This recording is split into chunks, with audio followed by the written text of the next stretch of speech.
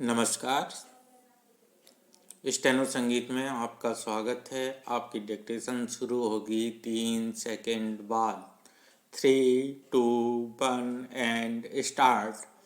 आज तकनीक की रफ्तार इस कदर तेज और इसका दायरा इतना बड़ा है कि न केवल वक्त के लिहाज से बल्कि बहुस्तरीय सुविधाओं के मद्देनज़र भी यह आम जनजीवन का हिस्सा बनता जा रहा है। यूँ लगभग सभी क्षेत्रों में आधुनिक तकनीक रोज नई ऊंचाई हासिल कर रही है, लेकिन खास तौर पर आर्थिक गतिविधियों में डिजिटल प्रणाली ने व्यापक पैमाने पर अपनी स्वीकार्यता बनाई है। बेवजह नहीं है कि आज भारी संख्या में लोग पैसों के लेन देन के मामले में नकद पर निर्भर रहने के बजाय यूपीआई जैसी डिजिटल सुविधा की ओर रुख करने लगे हैं। शायद इसी के मद्देनज़र सरकार भी इस संदर्भ में एक तरह से स्पष्ट नीति पर चल रही है। गौरतलब है कि मंगलवार को प्रधानमंत्री ने यूनिफाइड पेमेंट इंटरफेस यानी यूपीआई को भारत की सबसे पसंदीदा भुगतान प्रणाली बताया और कहा कि जल्दी ही नकदी लेन देन को पीछे छोड़ देगी।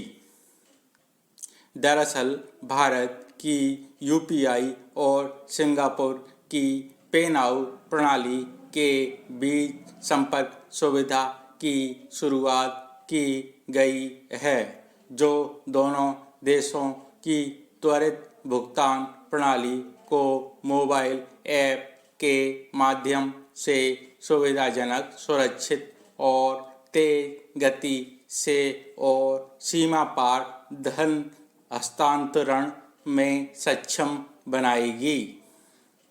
इस सुविधा का सबसे बड़ा लाभ है कि अब भारत और सिंगापुर के लोग अपने मोबाइल फ़ोन से उसी प्रकार धन का हस्तांतरण कर पाएंगे जैसे वे अपने अपने देशों में अभी करते हैं।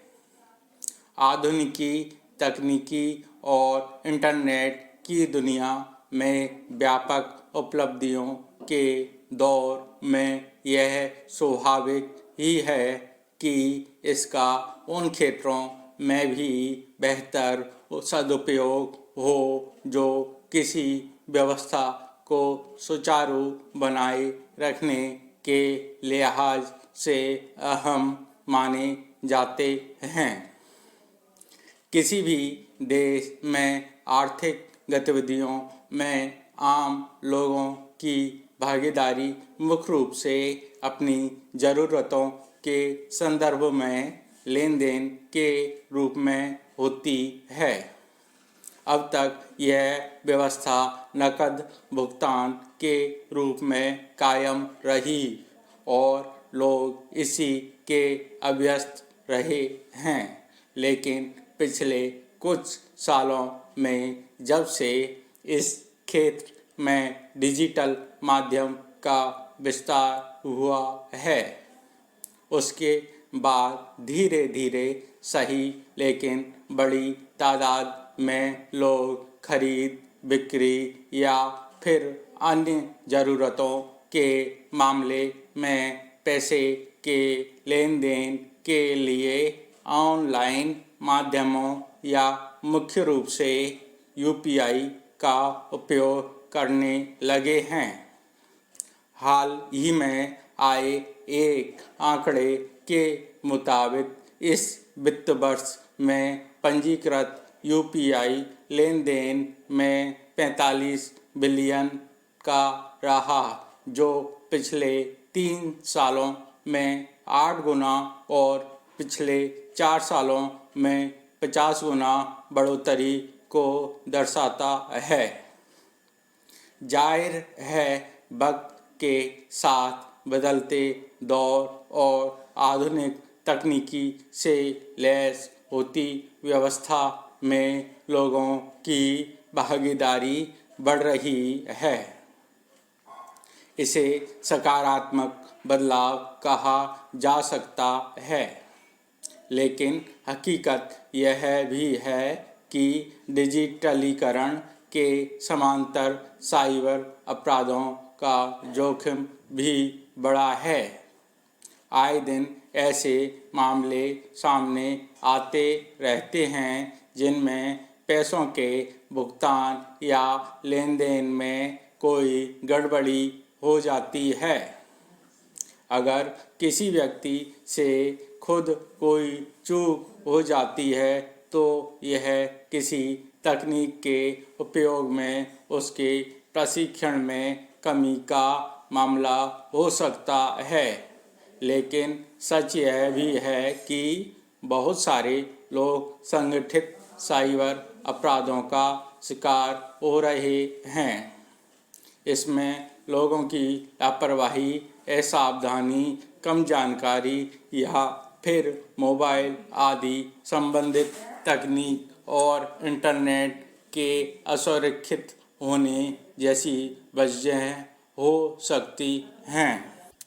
हालत यह है कि कई बार किसी संस्थान में इंटरनेट पर आधारित बेहद सुरक्षित माने जाने वाली व्यवस्था में भी साइबर हमला करने वालों ने सेंधमारी की और उसे भारी नुकसान पहुंचाया।